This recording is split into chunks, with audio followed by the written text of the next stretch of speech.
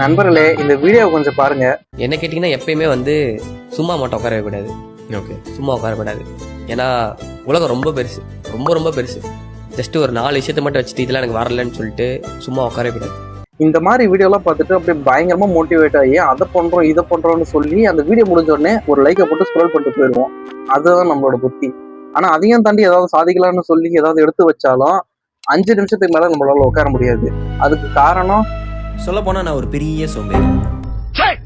5 நிமிஷம் கூட நம்மளால உட்கார முடியல. நம்மளாம் என்ன கழட்ட போறோம்னு சொல்லி அப்படியே தூக்கி போட்டு போயிடுவோம். ஆனா யோசிச்சு பாருங்க, 5 நிமிஷம் நம்ம ஏதாவது ஒரு விஷயத்த கத்துக்கினாலும் புதுசா ஒரு விஷயத்த கத்துக்கிறோம். அதுதான் நம்ம கவனிக்க வேண்டிய விஷயம். நான் இது வரைக்கும் எதுவும் பெருசா சாதிச்சது கிடையாது. ஆனா என்னை பத்தி சின்னதா ஒரு கதை சொல்றேன்.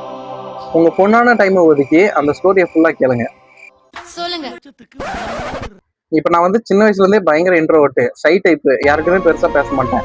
யாராவது என்கிட்ட பேசினாலும் அவங்க என்ன கேட்கறாங்களோ அதுக்கு மட்டும் தான் பதில். அதுக்கு மேல எதுவும் பேச மாட்டேன். இதனாலேயே பீப்புள் கிட்ட எப்படி கனெக்ட் பண்றது, எப்படி பேசுறதுன்ற ஐடியாவே என்கிட்ட கிடையாது. இப்ப ஸ்கூல்ல கூட ஃப்ரெண்ட்ஸ் கூட சுத்திட்டு இருப்பேன். ஆனா ஸ்கூல் முடிச்சு வந்ததுக்கு அப்புறம் அவங்க யாரோ நான் யாரோன்ற மாதிரி வீட்லயே தான் இருப்பேன். 12th வரைக்குமே நான் என்னோட டிஸ்ட்ரிக்டை விட்டு வெளியே போனது கிடையாது. டிஸ்ட்ரிக்ட்னு கூட சொல்ல முடியாது, என் வீட்டை விட்டே வெளியே போனது கிடையாது. அம்மா சைட்ல 2 வீடு, அப்பா சைட்ல 2 வீடு. இந்த இடத்துக்கு மட்டும் தான் போயிருக்கேன், வேற எங்கேயுமே போனது கிடையாது. எங்க வீட்லயும் நான் பிறக்கிறதுக்கு முன்னாடியே திருப்பதி, ராமேஸ்வரம் அங்கங்க போயிருக்காங்க. நான் பிறந்ததுக்கு அப்புறம் அவங்களும் எங்கேயும் போனது கிடையாது, நானும் எங்கேயும் போனது கிடையாது. இப்படியே இருந்தா எதுக்குமே வேலைக்கு ஆகாது, நம்ம ரொம்ப கஷ்டமாயிரும் அப்படின்னு சொல்லி இந்த நிமிர்ந்தங்கள் படத்துல ஜெயம் ரவி சூரி சொல்லுவார்ல, நீ இந்த சொசைட்டிக்கு அன்ஃபிட்டியா அந்த மாதிரி சொல்லுவார்ல, நீ இந்த சொசைட்டிக்கு அன்ஃபிட்டியா, அந்த மாதிரிதான் என் வாழ்க்கை இருந்துச்சு. அதனால நான் காலேஜுக்கு கொஞ்சம் தூரமா எடுக்கலாம் அப்படின்னு சொல்லி என்னுடைய மார்க்குக்கு ஏற்ற மாதிரி கரூர்ல சீட்டு கிடைச்சது, அங்க போய் சேர்ந்தேன். ஆனா போய் சேர்ந்த முதல் நாளே எனக்கு பயங்கர அடி.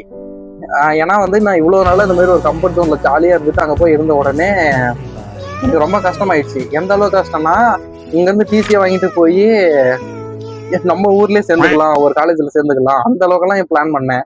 ஆனா எங்க வீட்டுல ஏதோ சொல்லி நான் அங்கேயே உட்கார வச்சிட்டாங்க. நானும் அப்படியே இதான் வாழ்க்கை அப்படின்னு சொல்லி அக்செப்ட் பண்ணி அப்படியே கொஞ்சம் கொஞ்சமா அப்படியே வாழ்க்கை போயிடுச்சு. அப்புறம் காலேஜ் முடிச்சுட்டு வீட்டுல போயிட்டு அப்படியே நிம்மதியா அன்எம்ப்ளாய்டா என்ஜாய் பண்ணிட்டு இருந்தேன். அப்புறம் வேலை கிடைச்சது, மும்பைக்கு வந்தேன். இங்க எக்கச்சக்கமா அடி வாங்கியாச்சு. ஒன்னா ரெண்டா சொல்றதுக்கு அதெல்லாம் சொன்னா உங்களுக்கு பயங்கரமா போர் அடிச்சிடும். ஆனா இப்ப மட்டும் கொஞ்சம் யோசிச்சு பாருங்க, நான் மட்டும் அந்த காலேஜையும் நான் வீட்டுல இருந்தே முடிச்சுட்டு இப்ப மும்பைக்கு வந்திருந்தேன்னா என்ன ஆயிருந்திருக்கும்? கண்டிப்பா சொல்றேன், முதல் நாளே தெரிஞ்சு ஓடிருப்பேன். இதுதான் நம்மளுடைய வாழ்க்கையில அந்த சின்னதா ஒரு ஸ்டோரி.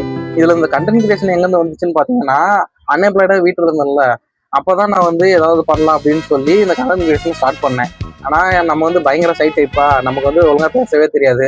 ஏன் வீடியோ ஆன் பண்ணி வச்சுட்டு பேசதான் போறோம், அப்பயும் நமக்கு பேசவே தெரியல. ஏன்னா நான் பீப்புள் கிட்ட பெருசா கனெக்ட் ஆகவே இல்லையா, அதனால எப்படி பேசுறது, எப்படி ஆரம்பிக்கிறது, அந்த மாதிரி எதுவுமே தெரியல.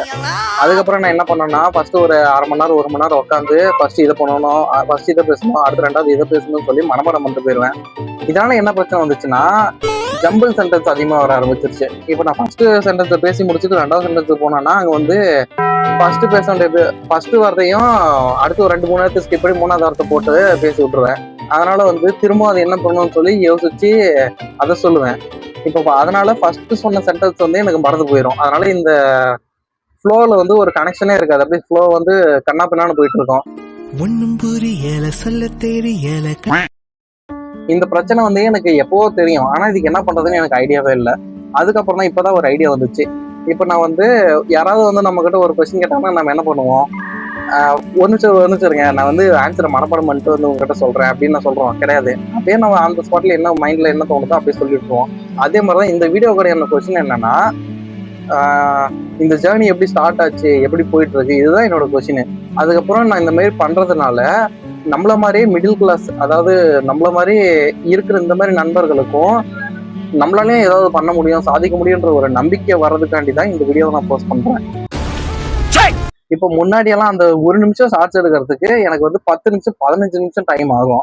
ஆனா இந்த வீடியோ எவ்வளவு ஆகும்னு சொல்லி எனக்கு தெரியல. ஏன்னா முடிச்சதுக்கு அப்புறம் தான் தெரியும். முடிச்சதுக்கு அப்புறம் இந்த வீடியோ எவ்வளவு லென்த் இருக்குன்னு நான் ஸ்கிரீன்ஷாட் இங்க வைக்கிறேன். அதே மாதிரி இந்த வீடியோட யூடியூப்ல அப்லோட் பண்ண வீடியோட லென்த்தையும் கம்பேர் பண்ணி நான் ஏதாவது இம்ப்ரூவ் பண்ணியிருக்கேனா இல்லையான்றத உங்களோட கருத்துக்களை பதிவு பண்ணிட்டு போங்க.